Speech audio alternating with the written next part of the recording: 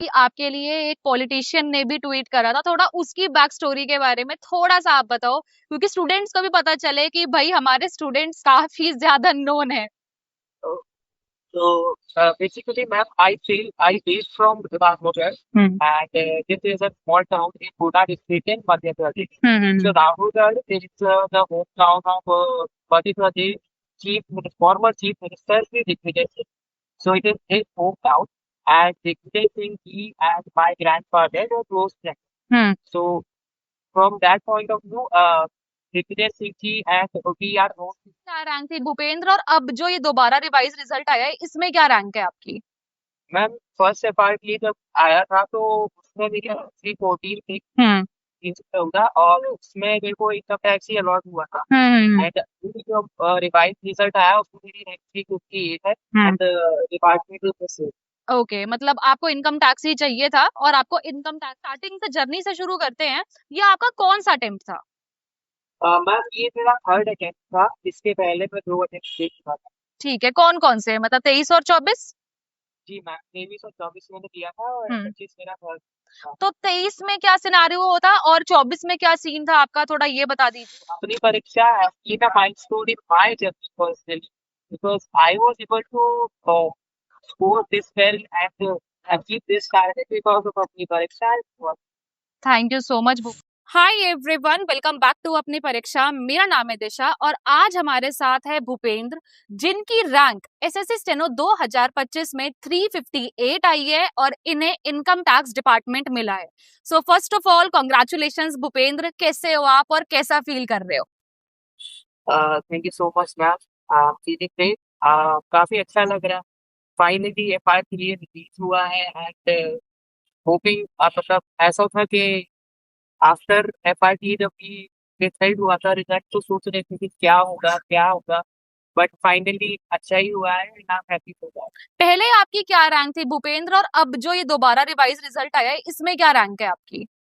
Ma'am first FR की जब आया था तो उसमें मेरी 314 थी हम्म 314 और उसमें मेरे को इनकम टैक्स ही अलॉट हुआ था हम्म एंड जब रिवाइज रिजल्ट आया उसमें मेरी रैंक 358 है हम्म। एंड डिपार्टमेंट से। ओके, मतलब आपको इनकम टैक्स ही चाहिए था और आपको इनकम टैक्स ही मिला है, राइट? चलो, सबसे पहले तो कल शाम को रिजल्ट आया, आपने फिर रिजल्ट देखा होगा, डर के मारे अपना नाम तो हर कोई सर्च करता है, क्योंकि सबको डर था इस बार भी कि क्या होगा क्या नहीं होगा। फिर पेरेंट्स को बताया आई गेस की, तो फिर क्या रिएक्शन था, थोड़ा बताइए इस बारे में। सो दे वर वेरी हैप्पी कि एटलीस्ट जो रैंक थी उससे ज्यादा अच्छी नहीं गए बिकॉज वो भी घबराए हुए थे कि अब क्या होगा बिकॉज वो ये सोच रहे थे कि अब ये रिजल्ट कैंसिल हो चुका है अब दोबारा से पढ़ेगा बट देन अच्छा। आई मैंने उनको समझाया कि ऐसा नहीं है अभी हम्म रिजल्ट रुका हुआ है hmm but then it will be revise hmm. And when I told that कि शी इज 58 रैंक है सो दे वर हैप्पी कि एटलीस्ट चलो ठीक है ज्यादा कुछ नहीं हुआ हम्म। है सो थैंक यू नॉट। चलो, एवरीवन इज हैप्पी नाउ से स्टार्ट करते हैं। कि मुझे टीम ने बताया कि आपके लिए एक पॉलिटिशियन ने भी ट्वीट करा था, थोड़ा उसकी बैक स्टोरी के बारे में थोड़ा सा आप बताओ, क्योंकि स्टूडेंट्स को भी पता चले कि भाई हमारे स्टूडेंट्स काफी ज्यादा नोन है। So basically, ma'am, I based from Rajmotor, hmm and this is a small town in Pune district in Madhya Pradesh. So hmm Rajmotor is the hometown of Madhya Pradesh former chief minister Sri Digvijay Singh. So it is his hometown, and Digvijay Singh he and my grandfather were close friends. Hmm. So from that point of view, Digvijay Singh ji and we are known to each other. And I also studied in his school. It is a public school, which is his own school. So from that angle, he made that post. मतलब students को समझा दूं कि Digvijay Singh sir ने भूपेंद्र के लिए Facebook पे I think post किया था, right?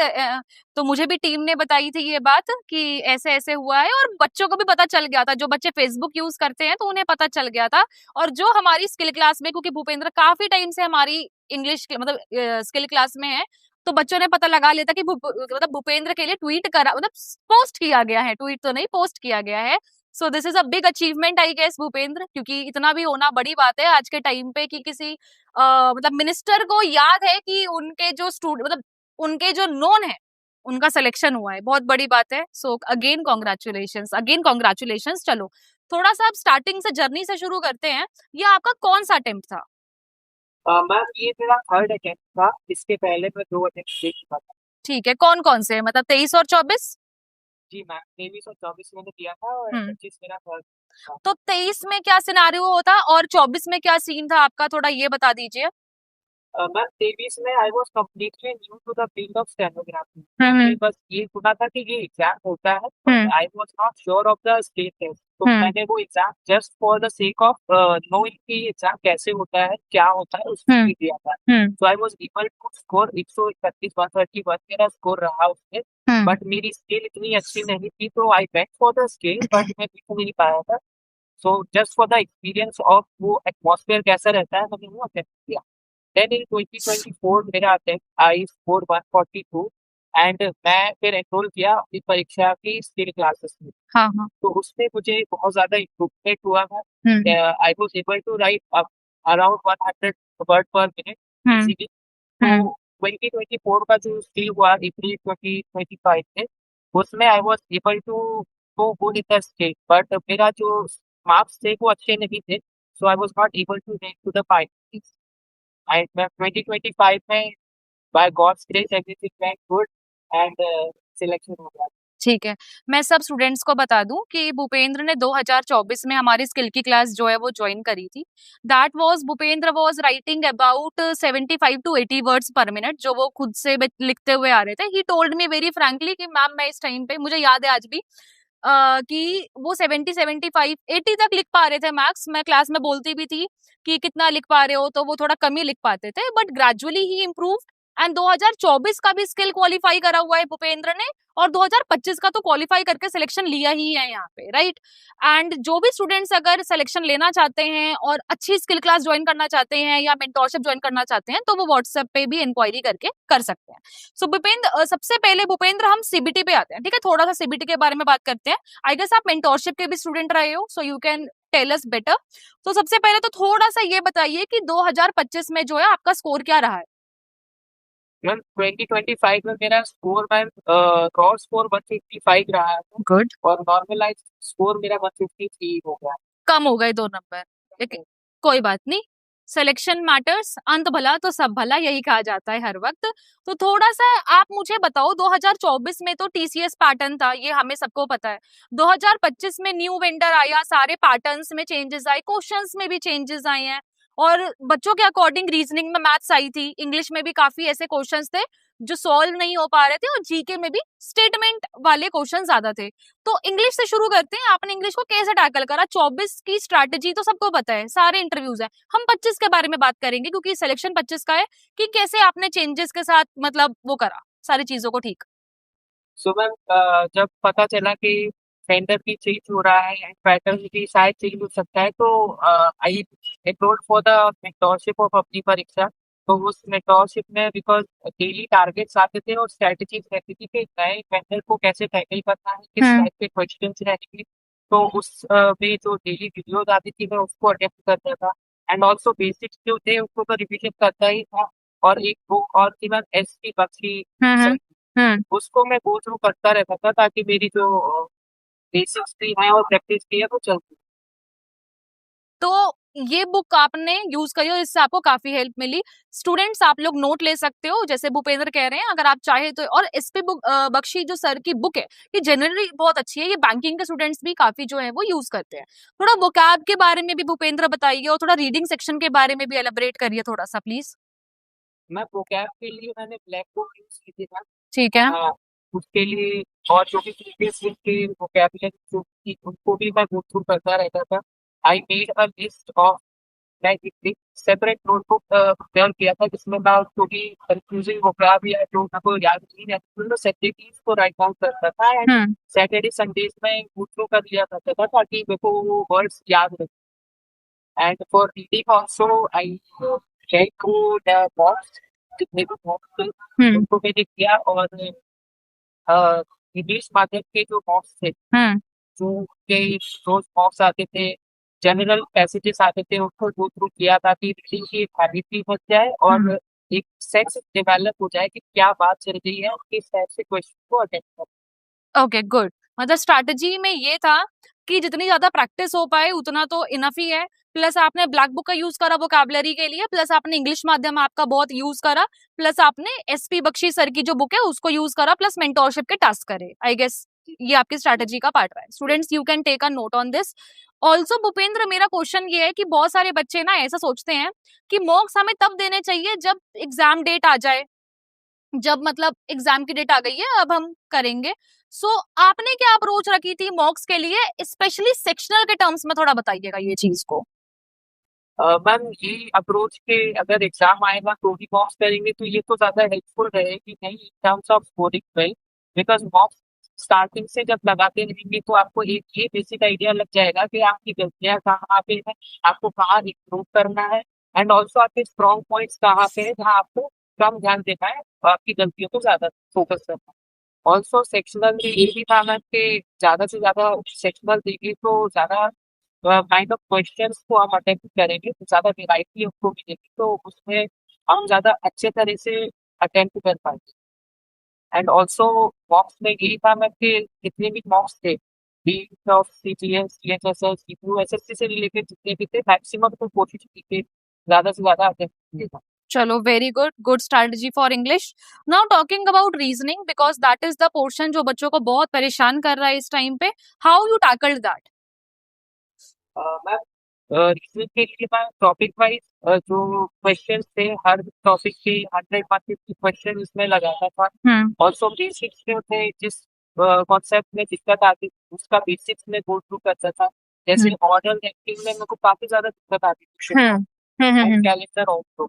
So I went for the basics of that कि मैं पहले उसके बेसिक्स को कंप्लीट करूँ और समझ लूँ कि किस टाइप के क्वेश्चंस आते हैं, हम्म। एंड उसके हिसाब से फिर उसके क्वेश्चंस लगाता था।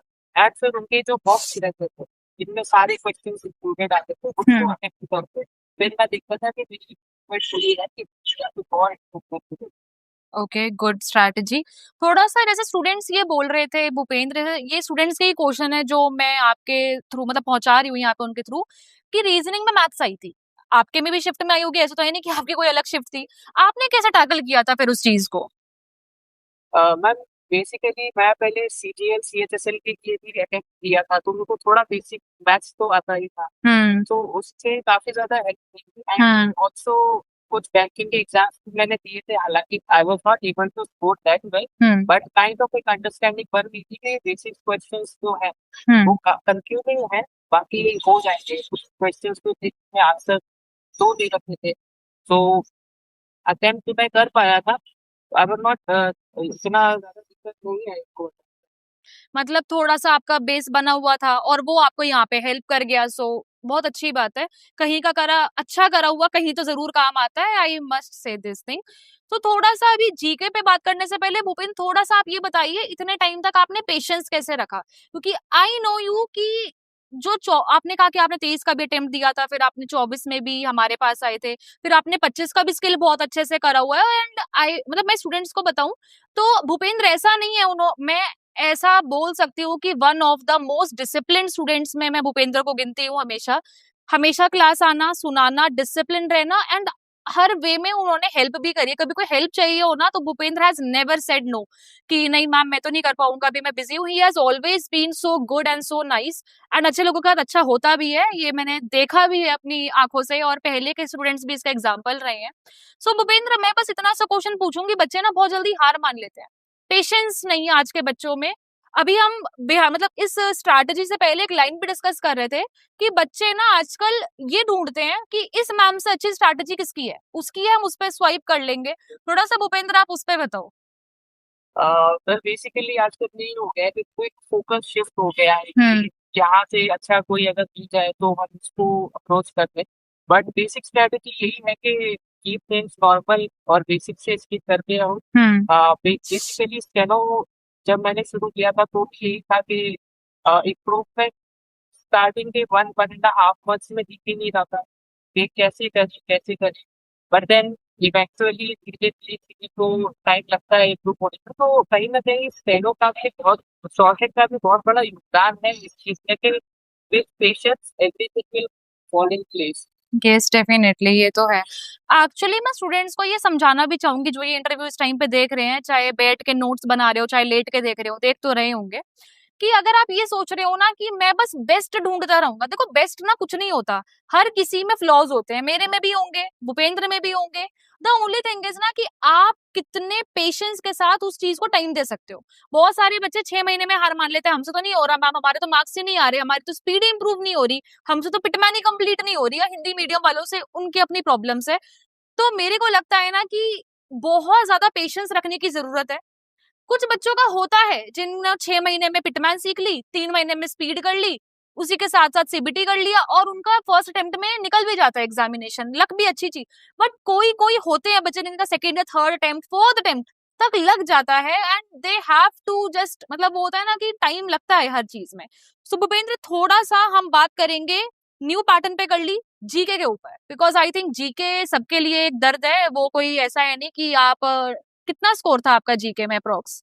मैम जीके में मेरा 26.5 था मैम स्कोर। कैसे करा ये स्कोर, ये तो अब हर कोई जानना चाहेगा। आई एम ऑल्सो सरप्राइज्ड मेरी जीके की सबसे ज्यादा वीक पॉइंट था 8.8 आए थे, because reasoning and English I was able to do well, but GK में ऐसा था कि काफी फ्लक्चुएट होते थे मेरे स्कोर्स।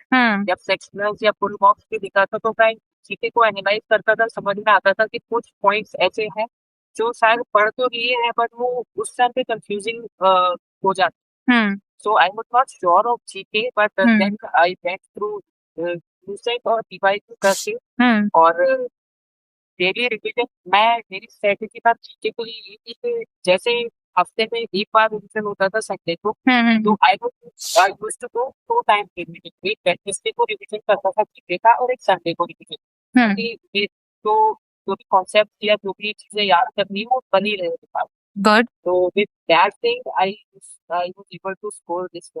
यू, मतलब बहुत ज्यादा अच्छा स्कोर करा है आपने। मैं बहुत सच में बता रही हूँ आपको, क्योंकि न्यू पैटर्न के साथ इतने स्टेटमेंट वाइज क्वेश्चंस के साथ इतने परेशानी के साथ इतना स्कोर करना इज वेरी गुड स्कोर। तो क्या बुक्स यूज करी थी, थोड़ा सा अगर आप बता पाओ तो? मैम ज्यादा तो मैंने मेंटोरशिप की जो वीडियोस थे हाँ। गो थ्रू किया, हम्म। यूसेक को गो थ्रू किया for hmm. Static hmm. And PYQ जितने भी थे, मॉक्स जितने भी थे, उनको ज्यादा से ज्यादा लगाया फॉर सीखे, ओके। ताकि एक अंडरस्टैंडिंग डेवलप हो पाए। ओके। सो अगर मैं आपसे पूछूं जनरली, ये कोई ऐसा, देखो इंटरव्यू हमेशा जो होते हैं बिल्कुल अनफिल्टर्ड होते हैं मेरे साइड से। हम स्टूडेंट्स को कभी कुछ नहीं बोलते कि मेरा ही बेस्ट बोलो, आप हर किसी का नाम लो जो आपको लगता है कि भाई जिन्होंने अच्छा करवाया है आपको, and we don't cut those things.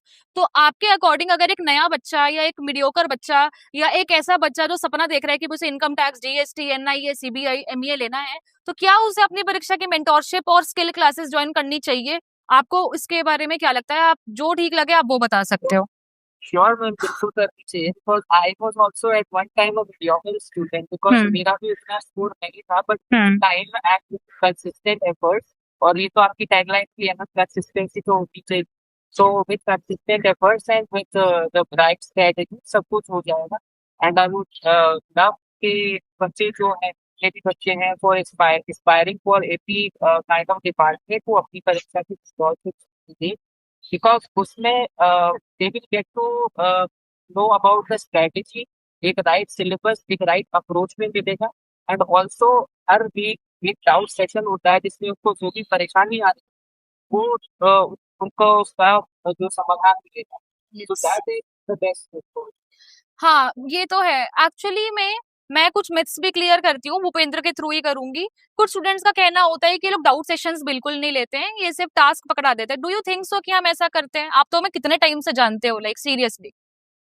नहीं मैम, टास्क पकड़ाना है तो कोई, वो तो देखो अपनी अपनी परसेप्शन पे डिपेंड करता है कि कौन इस चीज को कैसे ले रहा है। बट एक सीरियस स्टूडेंट अगर उसको अप्रोच करेगा तो उसमें किसी का बुरा तो है, अगर कोई करेगा तो अच्छा ही होगा। एंड ऐसा नहीं कि टास्क भी अकेले अकेले करवा दी, इसके साथ डाउट सेशन रहते थे, उसमें भी डिस्कशन होता है कि इस चीज को कैसे अप्रोच करना है, कैसे मैनेज करना है, अपनी वीकनेसेस जो है उन पे कैसे काम करना है, कैसे टाइम को मैनेज करना है। तो everything was told very basic. I think मेरे को नहीं लगता कि मैं कोई अपनी तारीफ नहीं कर रही, मेरे साथ किसी ने किसी को डांटा होगा। मतलब जितनी विलन मैं बनी हूँ बच्चों के लिए उस टाइम पे, जितनी आई थिंक मैंने अंदर ही अंदर बच्चों ने बोला कि इसका ये हो जाए, वो इतना डांटती है इतना सुनाती है, but I think everything is worth it. जब आपका सिलेक्शन हो जाता है तब आपको रियलाइज होता है कि यार वो सही कह रहे थे उस टाइम पे, वो बस इतना चाह रहे थे कि आप पढ़ लो, आप फालतू टाइम वेस्ट ना करो। आई थिंक भूपेंद्र ने भी डांट खाई है, ऐसा नहीं है, हर कोई डांट खाता है। हाँ, बहुत डांट खाई है। मैं तो बहुत प्राउडली बोलती हूँ कि जिन भी बच्चों ने डांट खाई है उन सबने सिलेक्शन लिया है, 24 में भी, 23 में भी, 22 में भी, अब 25 का सेशन आ रहा है बाय गॉड ग्रेस, उसमें भी, और 26 का आएगा उसमें भी। I think Bhupendra grade C जरूर लेंगे, ये मेरा यकीन है। एंड फिर मैं इंटरव्यू लूंगी भूपेंद्र का। And I think Bhupendra, I told you one line in 2024 की आई वुड लव कि मैं आपका इंटरव्यू लूं, इसलिए प्लीज सिलेक्शन लो 2025 में। मैं एंड मैं ये भी बताऊं स्टूडेंट्स को ना, तो सबसे पहले जो ये इंटरव्यू की सीरीज शुरू हो रही है, I am starting with him only, क्योंकि मेरे दिमाग में फिक्स था। एंड ऐसा नहीं है मैं अकेले, पूरी टीम इतना ज्यादा मतलब प्राउड फील करती है कि स्टूडेंट्स ने सिलेक्शन लिया है। और जब बच्चे ट्रस्ट करते हैं और तब सिलेक्शन होता है, तब तो बहुत ज्यादा सेटिस्फैक्शन जो है वो फील होती है। थोड़ा सा स्किल पे आते हैं भूपेंद्र, क्योंकि स्किल आई थिंक ज्यादा कोर अच्छा रहा है आपका, क्योंकि आपने 24 में भी स्किल निकाला है एंड 25 में भी स्किल निकाला है, so you know both things, ठीक है। तो सबसे पहले थोड़ा सा ये बताइए कि क्या स्ट्रैटेजी रही थी आपकी स्किल के लिए, पहले हम इस पर डिस्कस करेंगे सबसे पहले तो।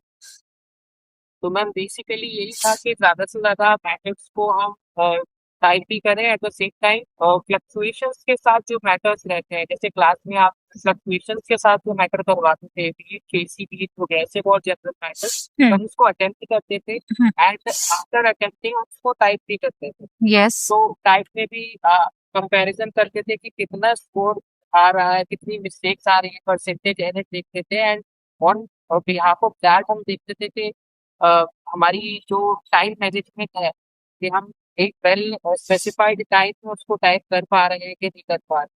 सो विद दैट ये सब पॉसिबल हुआ।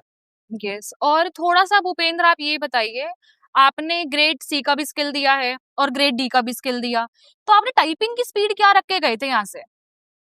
मैम मेरी टाइपिंग की speed around paper to screen, मेरी टाइपिंग स्पीड था 50 प्लस ही थी मैम। Very good. अ, मैंने स्टार्टिंग जब किया था तो टाइपिंग मास्टर से मैंने बेसिक करने के बाद पेपर टू स्क्रीन टाइपिंग आप टास्क देते थे रोज के 10 टू 15 मिनट्स डेली, आप पेपर टू स्क्रीन टाइपिंग कीजिए यस। ताकि आपकी वेल अच्छी स्पीड हो जाए। हम्म। तो I was able to go with 50 plus hmm. The skill, hmm. And उसकी वजह से ग्रेड सी में भी I was able to write well in 30 minutes, तो whole matter I was able to type in 30 minutes. Very and good. Grade B का matter I was able to type in 25 to 24 minutes. मतलब बहुत ही solid speed रखी है आपने और सारी बातों को माना है। और थोड़ा सा भूपेंद्र, क्योंकि आप 2024 के स्किल के भी बैच के स्टूडेंट रहे हो, 2025 के भी बैच के रहे हो और 2026 के भी हो, मतलब एकदम सालों साल भूपेंद्र एकदम क्लास लिए जा रहे हैं। सो आपको क्या लगता है कि आपका कैसा एक्सपीरियंस रहा स्किल के मैटर में यहाँ पे? मैम मेरे हिसाब से one of the best classes थी मैम स्किल के लिए। आपका जो गाइडेंस रहा, आपने जो पढ़ाया वो टॉप नॉच था मैम। एंड आप केवल स्किल नहीं कराते थे, आप उसके अलावा भी बहुत सी चीजें, बहुत सी स्ट्रैटेजी, बहुत से गाइडेंस ऐसे देते थे जो काफी हेल्पफुल रहता था। अ, होता था मैं बहुत ऐसा ऐसा टाइम आता था जब हम बहुत ज्यादा निराश हो जाते थे कि मैम अब नहीं हो रहा है, then you use to pick us up and उस टाइम बोलते थे कि बस करते जाओ, 80 पे कर लो, अगर 100 भी नहीं होगा वही। 50 कर दो। एंड इसके साथ में मैम आप हमेशा कुछ कभी कभी सरप्राइज टेस्ट लेते हाँ, हैं ताकि ये तो पता चले कि कितने पानी में। कितने पानी में हो। तो हाँ, और डांट तो और काफी ज्यादा खाई। इतना मत बोलो कहीं बच्चे डर के सोचे आना ही नहीं है कि भाई इतना डरते हैं ये लोग। बिकॉज उस डांट की वजह से I was able to prove it. Hmm. उस डांट से एक नई डायरेक्शन मिली और उस वजह से शायद ये पॉसिबल हो पाया। एक्चुअली पता है क्या है, सबसे अच्छी चीज स्टूडेंट्स की ये होती है, जब स्टूडेंट्स बहुत मेहनती होते हैं ना, तो टीचर को भी बहुत अच्छा लगता है कि बच्चा करने वाला है तो इसे कराओ, ये कर सकता है, ऐसा नहीं है। और जो बच्चे देख भी रहे हैं ना, देखो बात हमारी क्लास की नहीं है, आप मेहनती बनो, आप जहां भी कर रहे हो ईमानदारी से अपनी क्लासेस को अटेंड करो, अच्छे से अपनी टीसी को लिखो, और एक्यूरेसी पे आई थिंक कभी कॉम्प्रोमाइज नहीं करना चाहिए। And always in class I am saying this also, मतलब आज भी कहती हूँ ये चीज तो मैं, कि प्लीज आप चाहे स्पीड 90 पकड़ो, कोई दिक्कत नहीं है, किसी को कोई तकलीफ नहीं है, लेकिन एक्यूरेसी 99 होनी चाहिए, 1% भी कॉम्प्रोमाइज नहीं करना है उसके साथ, बिकॉज इज का एज बनाओगे, हैज का हैड बनाओगे, 2 मिस्टेक काउंट होगी, गलती फिर आप लोगों को मतलब परेशानी होगी। सो मैं और पूछना चाहूंगी भूपेंद्र की स्किल में आपने कौन कौन से मैटर्स करे थे अपने साइड से, ताकि आपका स्किल क्लियर हो। बच्चों को ये बहुत कंफ्यूजन रहती है कि सिर्फ सर कैलाश चंद्र मैगजीन कर लेंगे तो हमारा तो हो जाएगा। नहीं, बस basically sir Kailash Chandra magazine करने से तो एक बेसिक अंडरस्टैंडिंग डेवलप हो जाती है इसकी।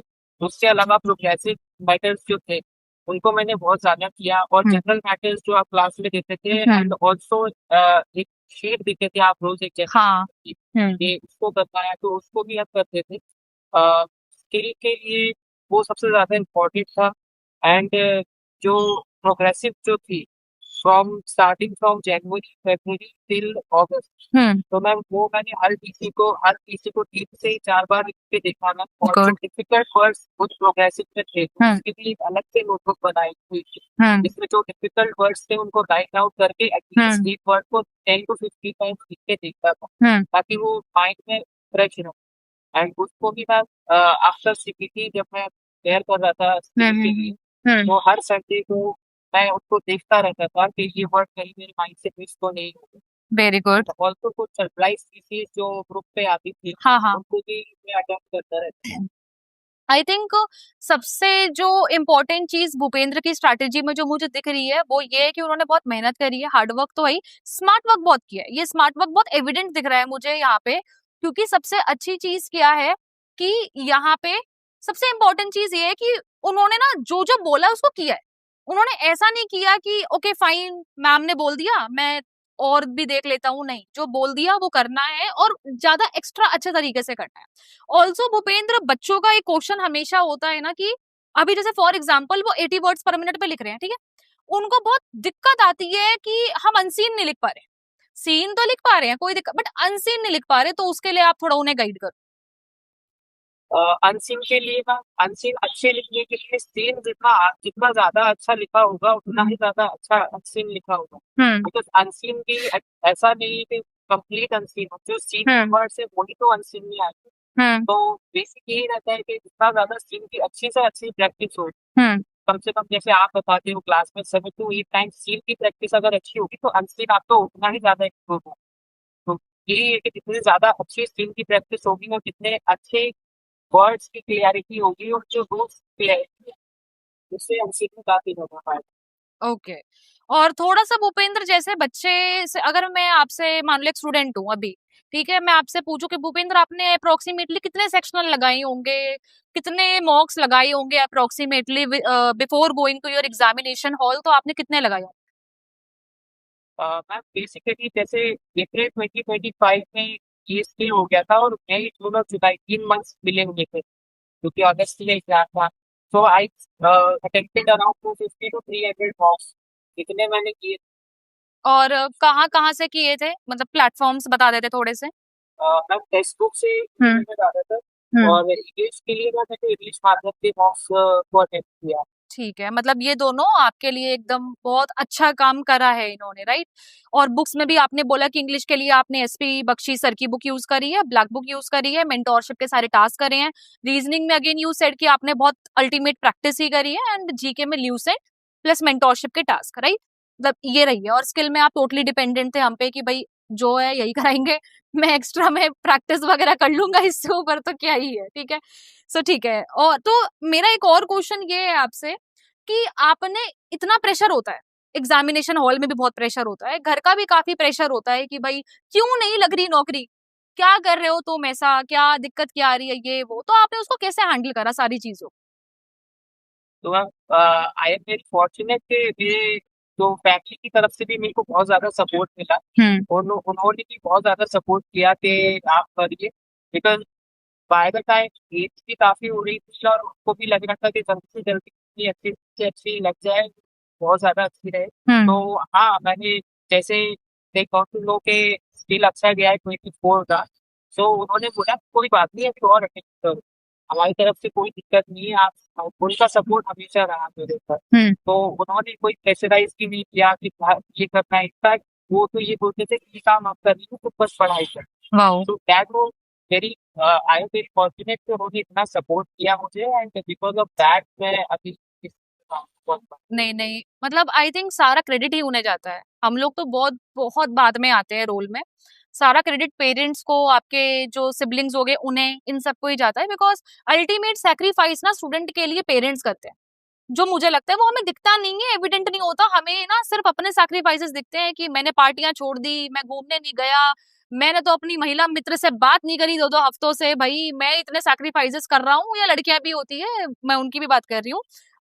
तो लेकिन मुझे लगता है ना कि जो चीजें नहीं दिखती है ना, वो नहीं दिखता हमें पेरेंट्स का रोल, कि वो किस तरीके से कहाँ से पैसे ला रहे हैं नहीं दिखता, लेकिन वो हमारी फीस भर रहे होते हैं। हम कुछ भी बुक्स मांग लेते हैं, वो हमें ला के देते हैं कि नहीं आप पढ़ाई करिए। हमारे से मतलब जो भाई बहन होते हैं वो इतने एफर्ट्स मारते हैं कि तू छोड़ सारा काम, मैं कर लूंगी या कर लूंगा, लेकिन तुम अपनी पढ़ाई करो। सो क्रेडिट तो उन्हें ही जाता है, सबसे इम्पोर्टेंट चीज जो मुझे लगती है हमेशा। एंड पार्टी तो बनती है भाई भूपेंद्र, क्योंकि इतनी मेहनत से सिलेक्शन लिया है आपने। सो कुछ लास्ट में अगर आप स्टूडेंट्स के लिए थोड़ा सा बताना चाहें कि क्या उन्हें करना चाहिए और क्या उन्हें सबसे इम्पोर्टेंट है, आप अभी क्या करना है तो बाद में बताओ, क्या नहीं करना चाहिए पहले आप बताओ उन्हें। बेसिकली ये है कि नहीं करने में ये है कि ज्यादा ऑप्शंस को मत ढूंढो, एक ऑप्शन रखो या एक स्ट्रैटेजी पकड़ो, उसी पे काम करते हम्म। इंस्टेड ऑफ के आप 17 चीजों में जाने के बजाय एक चीज को आप लें और उसमें काम कीजिए। उस पे अपनी स्ट्रैटेजी बताइए कि इसको मैं अच्छे से अच्छे कितने कर सकता हूँ। And ultimate thing is patience, with patience everything is possible. और डिसिप्लिन से अगर आप पेशेंस से सब काम करेंगे एवरीथिंग। यस, और वो एक जो आपने अपनी सीट पे रखा हुआ एक वो आप कुछ सुना रहे थे मुझे, प्लीज आप एक बार यहाँ पे भी बताइए वो, सो दैट स्टूडेंट्स को पता चले कि कितना ज्यादा जरूरी है फेथ रखना भगवान। जी हाँ, तो मैंने मेरी स्टडी टेबल पे एक लाइन लिखी हुई है विच सेज लाइक प्रभृति नगर जय सब राजा हृदय राखी कौशलपुर राजा।